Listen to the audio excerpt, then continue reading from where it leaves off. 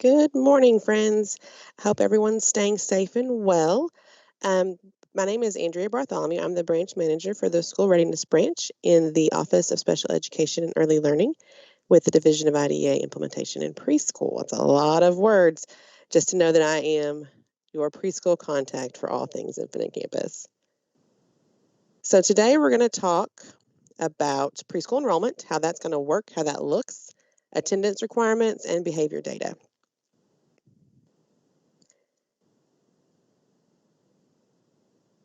So for preschool enrollment, hang on, let me slip back here. Yeah.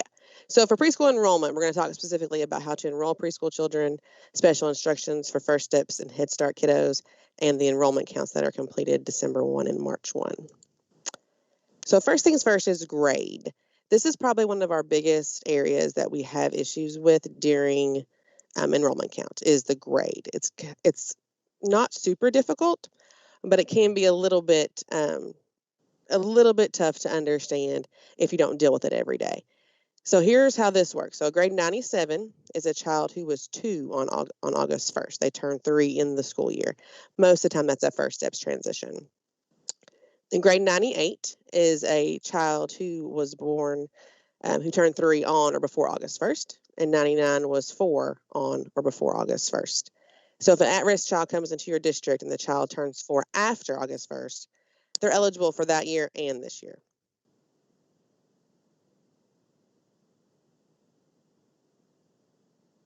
Okay. If a child who arrives who is eligible for the program, your district is required to accept the child. That's based on regulation that we have that says that we have to maintain active and systematic enrollment.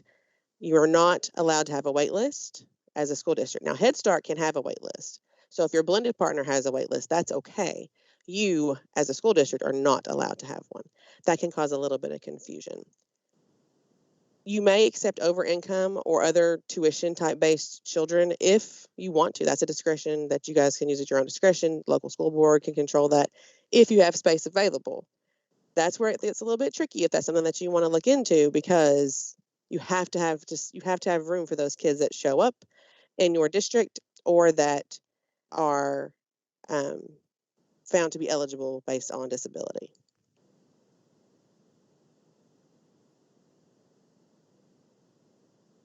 Okay.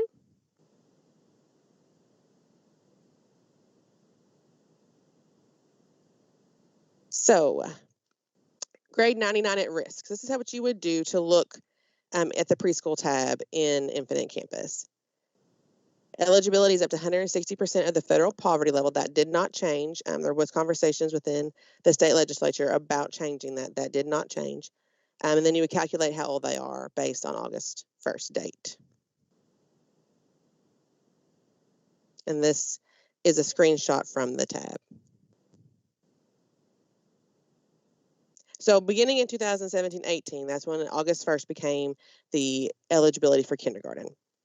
We all know that, and I think we still have some families that are figuring out that how that looks for their child. Maybe they've not thought about it. Maybe they hadn't heard about it until their child turns 5. So we still have parents who come to us asking if their child can repeat preschool or if their child can go to kindergarten early based on that birth date.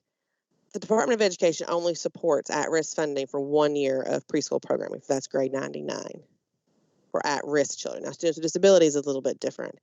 Now, if there is a situation with a kiddo that turns 5, is age eligible for kindergarten, and they have an IEP, they have an individual education program, and a disability, you can have a decision made by the ARC to place that child back in preschool as their least restrictive environment. There is a lot of things that go along with that, how the child is coded in Infinite Campus, how they receive SEEK funding, what their day should even look like. So if you find yourself in that situation, or your preschool coordinator finds himself in that situation, please reach out to me or my team so we can kind of guide you through that process. 99% of the time, the best choice for everyone is for the child to move on to kindergarten. So if you have kids that are coming back, so they were a disability, they were a 98 served with disability, and they come in now as a 99, you can still check disabled state funded, and you need to pick their income level. So if they're at risk, So they're also there for income eligibility, or they're over income, they don't qualify that way. Or Head Start Enhanced is also a choice if that's applicable to your district. And that is a conversation we'll get into in a little bit. But if you don't know what Head Start Enhanced means, it means your district probably doesn't do that. Not many districts do, not all of them do. Some serve students, that's how they serve students with both pots of money. Federal money and state money come together. So this is what the preschool tab would look like in an Infinite campus. You have a 4-year-old student with disabilities who's over income and one who is at risk. We ask that you fill out both boxes. You will only be granted funding for the highest category eligible, but we collect that information to know who are our most vulnerable students, the students who have a disability and are at risk due to low income. So we like to kind of see where that population is.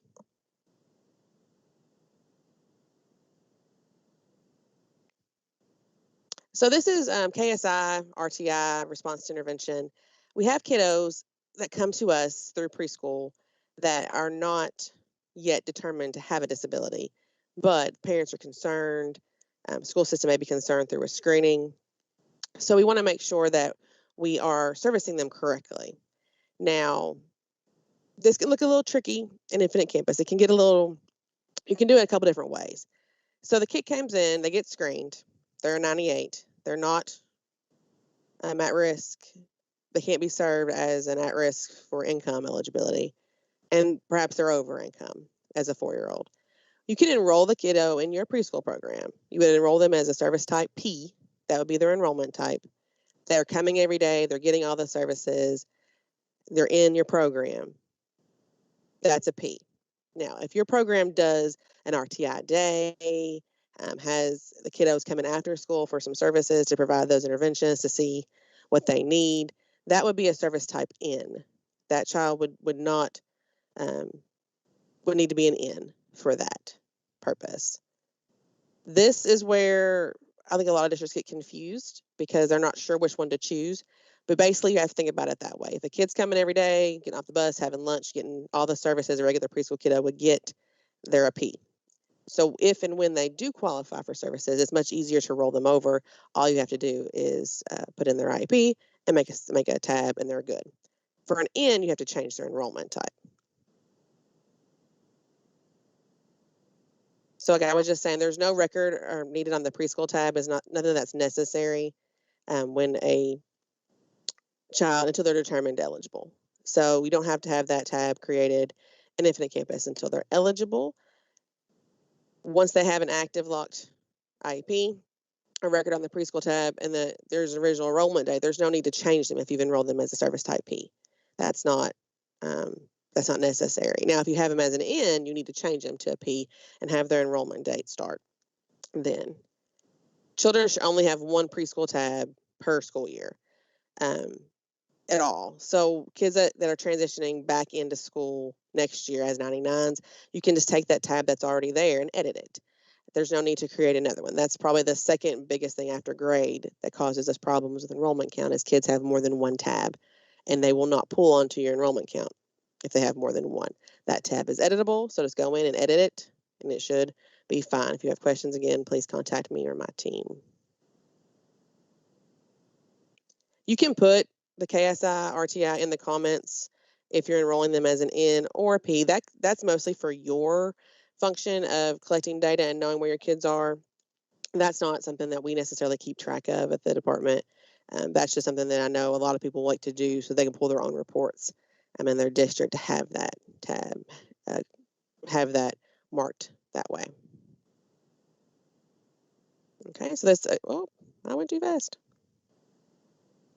Okay, so children with disability. So these are kids that have that IEP that's ready to go by December 1. They're enrollment type P. They're in their classrooms every day. They're disabled state funded. Again, this can be a 99, a 98, or a 97. All children are eligible for this category of funding. Those 97s are typically going to be your first steps transitions, those kiddos that will transition in on their 3rd birthday throughout the school year. You may have a child move into your district and parents are seeking services because they have concerns about disability, and you need to make sure that you provide the proper steps with the ARC and the referral process and interventions to see if that child does indeed qualify for an IEP. No matter their age, at that point, they would be considered a 97.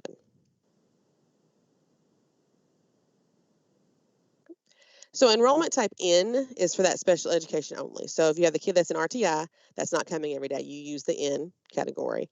And then you can also use N for special education only. This is a kid who's receiving services only on an outpatient basis. They're not getting services in the classroom. They're only coming in for speech or for speech and OT or PT or what have you. A lot of times this can be our Head Start partner. So if you have a partner with Head Start and you got their kids are enrolled through Head Start, but they have a disability, so you send your speech path over to the Head Start building, those students would be enrolled in Infinite Campus as an N because they're not receiving state-funded preschool dollars. They're only receiving IDA dollars. We don't need a preschool tab for these kids, so they don't pull on our reports. You can fill them out for you if that makes it easier for you to have data, but there's really no need to. We don't, there's been some tweaks that they won't pull still onto our reports, but we ask that you don't do that unless you absolutely need to. If home is checked on the preschool tab, that receiving home-based services, you only receive the IDA Part B funding. You would not receive any state preschool dollars for that child because home is not a category that we would service.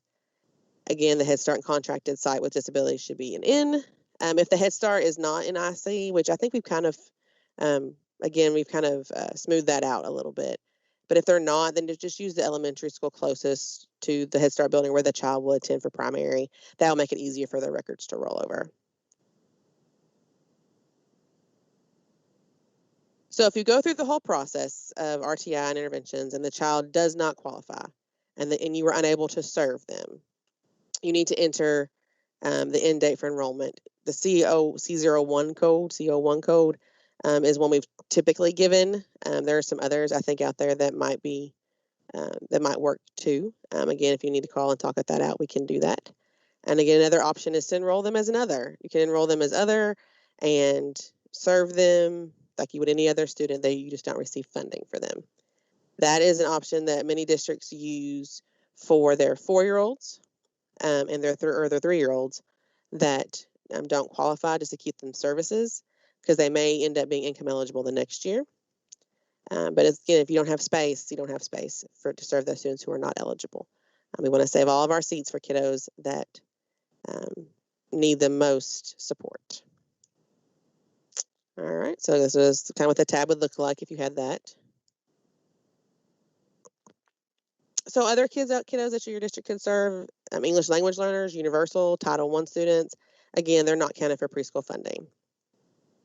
We do ask that you include them on the tab if they're there with the other marked, just so we can gather data on how many students you are serving in your area.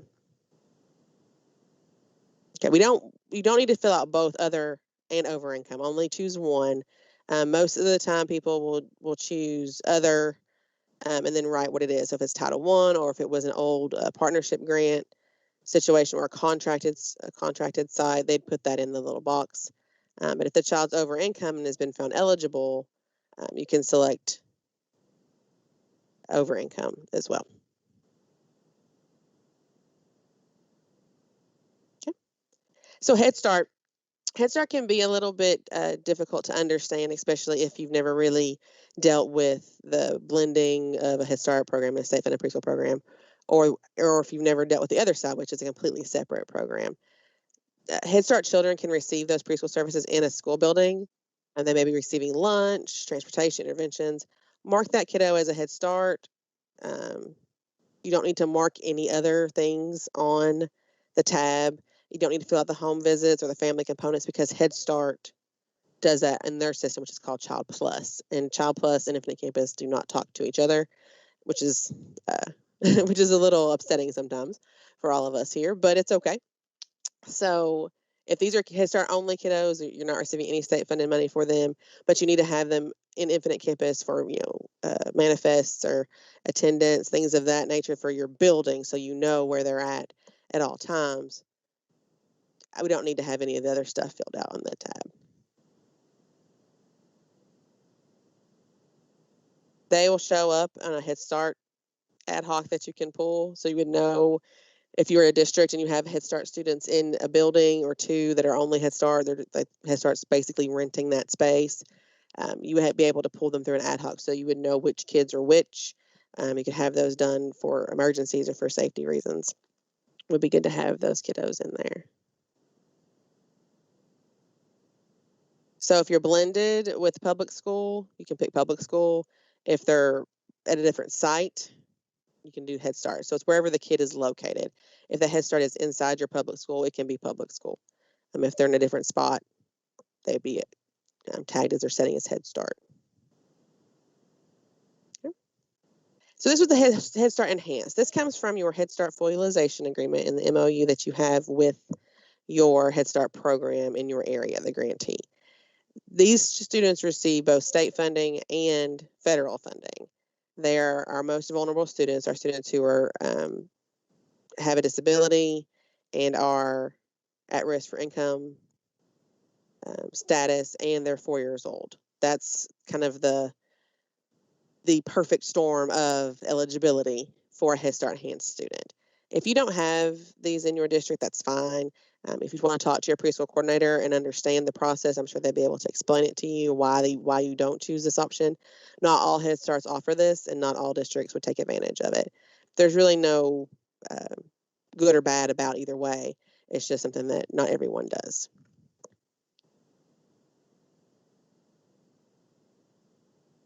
So that's how you would check it if they were enhanced. That's how you would move forward there.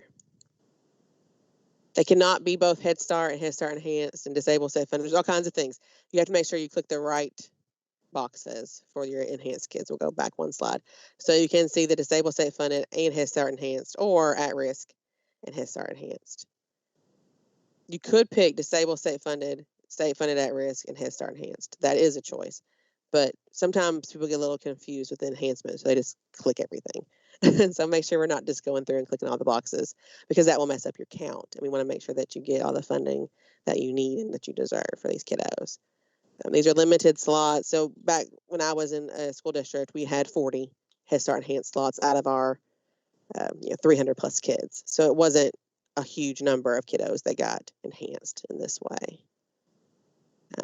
This part here, they're not included in that full utilization number. That's, again, that goes down a little bit of a rabbit hole, which, as I see people, you probably really aren't interested in. But if you have concerns or questions, please talk to your preschool coordinator or give me a call. All right, first steps. So first steps kiddos come in through all the school year, the whole year. We have kids right now that are transitioning from first steps to virtual classrooms, which is quite entertaining and interesting. And our districts are being very innovative with how they're providing these services right now. But when they come in, you can enroll them as a service type N before their 3rd birthday, because you have to go through the whole ARC process, all those meetings, referrals, evaluations, eligibility, all of that, to determine if they're eligible for state-funded preschool services. Not all students who transition from first steps will be eligible, and they have to be determined that they have a disability that would impact their education. So you can put them as an N, go through that process, and then if they are found eligible, then you can go back, change them to a P, fill out the preschool tab, and all of that. Do not click on state exclude. Please do not click on state exclude. I've been preaching that for, it feels like a decade, but I've not been here that long. Don't click on the state exclude button, because that will remove them from a lot of reports that we all need, including school report card, including preschool enrollment data, all kinds of stuff. So please don't check that box. So the enrollment count is generated through an average of the fall and the spring count. So we take how many kids you had in December and how many kids you have in March, average them out, and that gives you the number of students that you will receive funding on. These are some high issues that we have with count, making sure everyone's actively enrolled, all IEPs are locked, everyone has that preschool tab, the grades are correct. Those are some issues that will cause children not to pull onto your account. You look through the detail report, that gives you the names of the students who are enrolled, so you can kind of go back and figure out the best way for your district to look at those counts. It's alphabetical by school. So if you have more than one school that serves preschool children, all the schools will be listed. So here's a little screenshot of the detail report, what it looks like. Obviously, it's not 2017 anymore, but there's that. It comes out as an Excel spreadsheet. Every time we talk about children's data, remember that it's that personally identifiable information. Make sure you're careful with it. When you're sending me questions or my team questions, please do not include their name, their birthday, their granny's name, their address, their phone number. We don't need all that. All I need is their SSID number to look them up. If you feel like you need to give me more detail when talking about the kiddo, give me a call and we can talk about it over the phone. We do have preschool coordinators who will still send the whole kitchen sink when they're trying to get some information, especially around count time, because they're flustered and they're upset and they're worried. So just make sure that's always something we always try and plug to be safe with it. That's what the count would look like. Again, screenshot of what the count would look like. We sum them all up. Those are troubleshooting tips. We have a few things that would help us out when making sure that they're not matching, their numbers aren't matching. You get that detailed report, go through, make sure everyone's correctly pulling because of their tabs. If you haven't filled a tab out, they won't pull over to your detail sheet. Zeros across, we call it zeros across. So we'll go through our count and find kids who have a 0. They're not marked anywhere. They have to have a 1 checked somewhere on that spreadsheet to be counted. A lot of times it's a locked IEP, something didn't pull over correctly, the grade's wrong. This setting here is a big thing that doesn't come out, where it says primary disability and setting. Sometimes those are not completed. That can cause issues. Again, all of this must be filled out. The grade, make sure their grades are correct, make sure all the dates are good. You've not slipped in something from 2025 for some reason. 1 preschool service listed. This is a huge issue here. We have more than 1 tab. We only need 1 tab for the kid to count. All right. So are there any questions about enrollment count, Becky, that have come in, or I can keep on rolling? You do have just a couple of questions so far about preschool. For preschool students, if they just stop coming, their parents stop bringing them, can they use the W-17 code to withdraw those students? What's the W-17 code? Remind me. I believe that is the code for them being withdrawn due to immaturity. Immaturity. Yeah, absolutely. If parents decide to not send them any longer, make sure your coordinator and the teachers are having that conversation with them, saying we're going to unenroll you. We don't like to turn students away, especially those that have a disability. And that may be a conversation you want to have with your DOS before you say they revoke their consent for services. But if parents are not sending students, we have kiddos that want that spot. But it sounds like it's important that they try to make contact with that parent. If they've just stopped showing up, the district needs to make efforts to communicate. Okay. Absolutely. That's super important. Okay. So one more question. Don't you have to save space for your MV kids? I'm not sure what MV is, but I assume you do. MV? I don't know what MV. I don't know what MV stands for off the top of my head. But yes, you need to save space for your first step students that come in. You need to save space for students who show up eligible in your district. So it's while Head Start and public school typically start their school year off full with no room. We don't like to do that because we know that kids are coming. So we need to find the kids that are eligible, truly eligible students, and serve those kiddos before you serve anyone who's over income or tuition. Okay, it looks like somebody has added something. Let me see if they've explained. Maybe it's what MB is. Homeless children. Oh, McKinney-Vento. There it is. Okay, that's the NV. I could not pull anything out I for was that racking one. my brain too. I couldn't. Thank you for clarifying that. Yes, you need to have spots available for students who are experience homelessness. Those kids are super important to make sure that we get services for. Um, and of course, they would qualify based on income if they're a 4-year-old. Now, the 3-year-olds can get a little tricky, and that's a conversation that we can have if you want to give me a call later. Cool. Okay. All right. Anything else? Questions for now. All right. So we'll go through attendance and behavior. I got about 15 minutes or so before my 15 to time. 20 minutes still. So I'm doing better than I was last time. I remember I was scrambling last time to get through all this. So preschool attendance. This is what we'll talk about: the regulation requirement, why it's important, what are we going to look at, and how we set it up, and the barriers. Before I start this, I know that this is becoming very common now for our districts. The issues, I think we worked through a lot of issues this year. I think we worked through a lot of um, troubleshooting with districts, getting everyone online to get this set up. We did have a large number that were already doing it. It was just getting that last 10% or so up, and I think we've done a really, really great job of this, and I applaud districts and IC clerks for bearing with us as we worked through this. The folks over Jesse, Carlton, and Josh Whitlow, I believe is his last name, they've had to deal with me, and I appreciate them dealing with me, having to figure this out on the fly, kind of. But we've done a really great job, so it's a really great thing to celebrate. And this is why. So we had a review through the Office of Education Accountability. They recommended that we enforce our regulation, which states that our programs submit attendance. Daily attendance are maintained and submitted through district standard attendance report. Whenever you look at preschool regulation, you have to put on your 1990 glasses because that's when this was written. When this was written, Infinite Campus did not exist. So Infinite Campus now is our standard, and that district standard is Infinite Campus. That's what we go to. So that is the only method now that we would accept for attendance.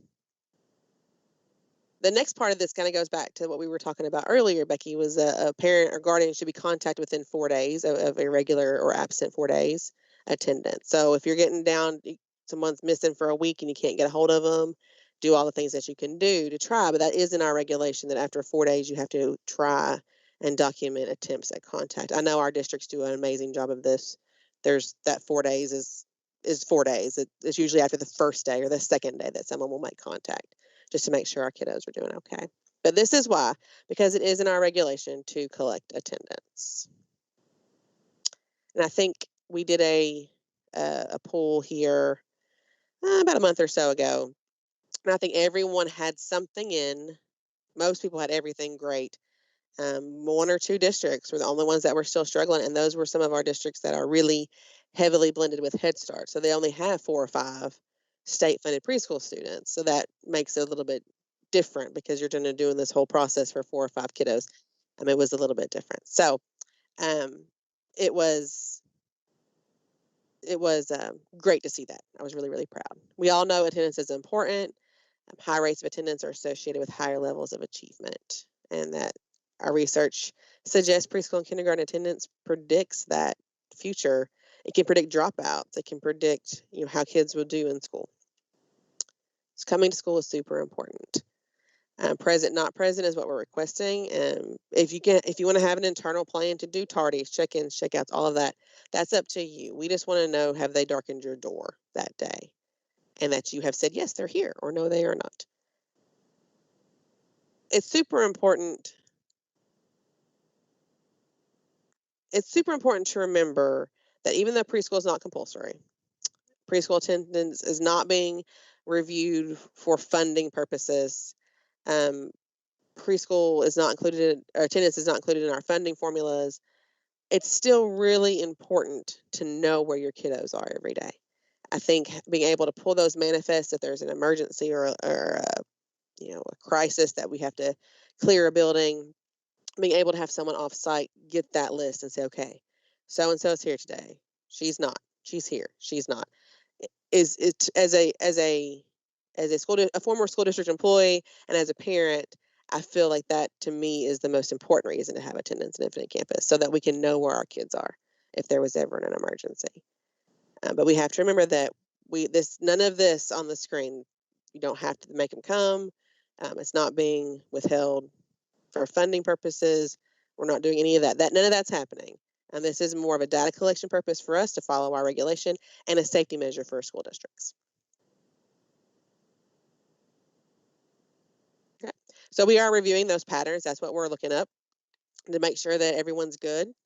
If they need support or if they need help getting their kiddos, if they need, getting their kiddos to school, they might need some help with that. And we can offer them resources through our regional training centers or through ourselves. So that's one of the reasons that we are reviewing them, just to help our districts out. So how to set it up, most people have got this down by now. Most people are doing a new preschool course or calendar for their preschool students. There's a little screenshotty, what that looks like. Okay, so these are some of the barriers, different attendance schedules based on child's need. A lot of programs don't have those students on Fridays, and we understand that. I mean, there's conversations that we've had this year with some districts that every kid's absent on Friday. So if I go in and I pull your attendance and every kid's absent on Friday, I'm going to go, oh, they don't have school on Fridays. Those are kind of things that we know already about our programs because we ask programs to report that, which I think sometimes the communication between the IC clerk who's doing this or the attendance clerk and the preschool coordinator is really vital, because the preschool coordinator could say, yeah, I send that information. They know our schedules. It's fine if everyone's absent on Friday or what have you. So these are kind of the issues that we've had come up. We've worked through them. I think we're okay. I haven't heard anything, and probably the last 6 months really, about attendance issues. Everyone seems to be on board on doing it well. But please don't hesitate. If something weird pops up and you have questions, give us a call and we'll work together to figure it out. All right. Any questions about attendance, Becky?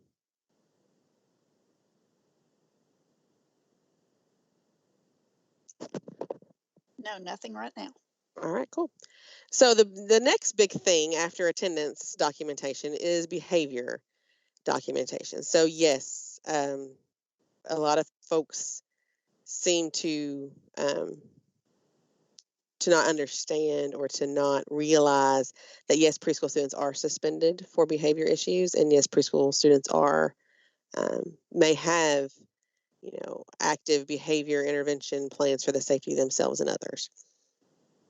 It's hard to think of a little 3-year-old throwing a tantrum so large that they have to clear a room, but it happens. And we do have students who have been suspended for behaviors. We don't, obviously, would not think that was the best course of action, but it does happen for the safety and security of the other students and faculty of the school. The reason we are asking for behavior documentation in Infinite Campus for preschool students is, one, it's required by IDEA law that we report behavior. Second is the power of documentation. It is super, super, super important to have that documentation that child may have explosive behaviors. The last thing that we want to do is send a kiddo on a kindergarten who has tendencies for violence, things that are concerning. They may have a behavior intervention plan. They may have an IEP. They may have all the supports in place, and they transition to kindergarten, and that kindergarten teacher and that staff have no clue because there's no record on Infinite Campus of them ever having a behavior issue. And then first day of school, second day of school, kid tosses the room and hurts someone. That teacher's going to go, where did this come from? We know that our preschool kiddos do not walk into kindergarten and all of a sudden have behavior issues. Those have started before in the preschool classroom. And the students we are seeing now in our preschool classrooms have been affected by trauma in ways that we as adults can never understand. And that is manifesting in behavior. It's manifesting in violence against others at times, violence against property. But it's really important to document that. You get the behavior patterns in the classroom for preschool, and then you are able to get that in the Infinite Campus. So when they move on to kindergarten, that staff at the kindergarten can say, oh, So Johnny's going to need our help when he comes in. He's going to need this transition space, this whatever. That's really important when thinking about discipline and safety when moving in that transition. So this would be the behavior tab, this is my kiddos tab here that I took a screenshot of. So this would be where you put it in. The suspension and expulsion, some definitions that the Office of Special Education and Early Learning have come up with. Worked really closely with Amy Patterson, our data manager, on these, and Chris Thacker as well. Suspension or expulsion is a response to disciplinary action that's administered as a consequence of a student's inappropriate behavior. Now, it's hard. I know it's tough. It's not tough for me necessarily because I was in the classroom and I saw this happen, but it's sometimes can be really difficult for people who haven't experienced a preschool classroom to put a 3-year-old or a 4-year-old in this response. That can be hard to sit there and think about the student's inappropriate behavior that removes them from their setting. Well, what can a 4-year-old do that's so bad? You know, it's hard sometimes for adults to think that way, but you have to remember these are kids who have been exposed to trauma and they're reacting in ways that we may not understand. Okay. So those are the options in Infinite Campus that Amy Patterson and I worked together to put out here for preschool programs. You have in-school suspension, out-of-school suspension, expulsion, removals. We have had students bring weapons to school, not just, and drugs as well. Typically the drugs are not,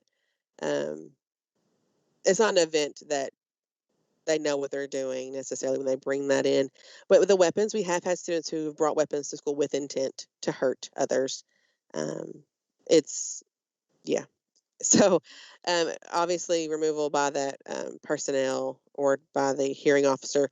These are the heavy ones. Right now, we're looking more at kids who are getting suspended because of behavior. They're being sent home for the day, told not to come back till Monday.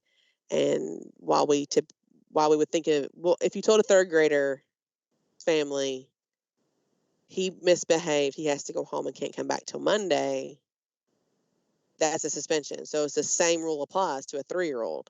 You misbehaved, you have to go home, you can't come back till Monday. That's a suspension. And we need to document it as such. So anytime a kid is excluded from their educational setting, their classroom, students sent home early. This is the one we have the most trouble with, is the students being sent home early. Coordinators may not know it's happening. They may not be on site. That teacher needs to know, if I send a student home, I need to tell somebody that I've sent them home, and we need to document it as a suspension. This one we don't have as much problem with, expulsion.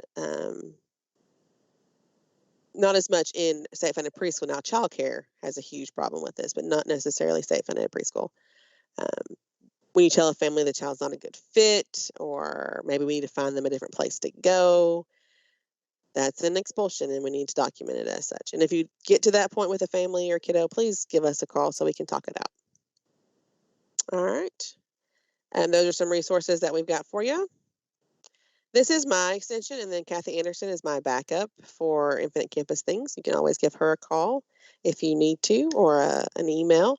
I know we ended on a little heavy note with the behavior stuff, and that can be difficult as a grown-up to understand, but we need to do what's best for our kiddos, and documenting things that will help us get supports to them and their families is super important. All right, Becky, I'm done. Do you have any questions? Yes, I do have a couple of questions for you. And these do go back to attendance. So can you elaborate on what is required? So we don't have to report a tardy or an early dismissal. Correct. We just want to know if they're present or not present right now. Most programs were doing that just fine. They were doing the present, not present. But where preschool is not compulsory in the state of Kentucky, we really don't have a mechanism to talk about early dismissals or tardies, because your parents have the right to send them or not send them, pick them up whenever they want to. Okay, but I would think from a school standpoint, if they do have them set up like other students in their school, that that would help identify in the pattern. event of an emergency, you know, who's in your building, who's not. Absolutely. So And that's a consideration. yeah, and I think that that's the crux of all of this right there is that it's the district decision on what else they do. And I think you're right. They really should think about things. But as far as what we want, it's just present, not present. Okay. I think this one goes for maybe a preschool program that the students don't come on Friday. It says, can we use an exempt code similar to field trip for Friday attendance? Sure. Anything that makes it easier for you all for Friday attendance is fine. Because we know if I have to go in to monitor Clark County, that's where I live. If I have to go in and monitor Clark County, I know that Clark County is a full day, 5-day program. So if I have to go into Fayette County, I know that they have some that are full day, some that are half day, some that are this day. I'm going to know that information going in. So whatever is easiest for your district to mark that Friday is fine. Okay.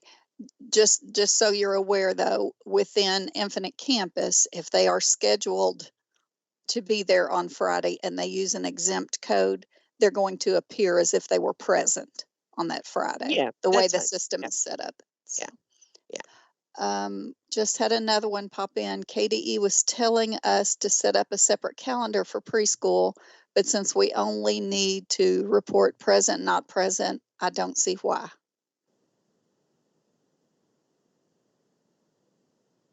I was under the impression that a calendar was the easiest way to set up for the present, not present. Maybe that's something that I need to do a little bit more research on.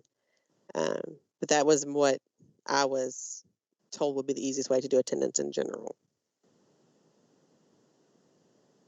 So, Becky, I don't know that maybe you know the answer to that one. I will leave that to the Division of District Support. They are the ones who have provided that guidance.